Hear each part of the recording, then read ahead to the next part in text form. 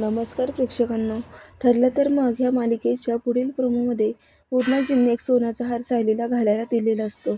आता पूजा वगैरे झाल्यावर सायली विचारते की पूर्णाजी, हा हार मी ठेवू काढून? त्या म्हणतात की हो सायली, ठेवून दे, असे आता तो तुझाच झालाय.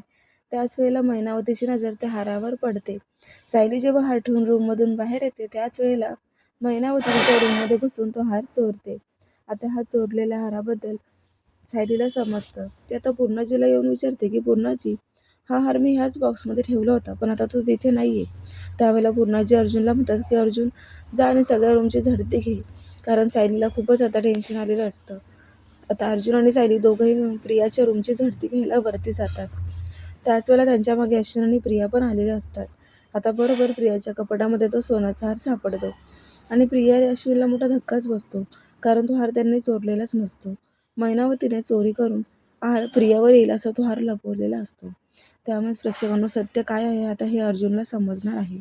सायलीचे आई बाबा असा खोटेपणा का करतायत हे अर्जुन शोधून काढणार आहेत. खूपच जबरदस्त ट्विस्ट आलेला आहे. पाहायला विसरू नका. ठरलं तर मग अशाच डेली प्रोमोसाठी चॅनलला सबस्क्राईब करा. नोटिफिकेशनसाठी बेल आयकॉन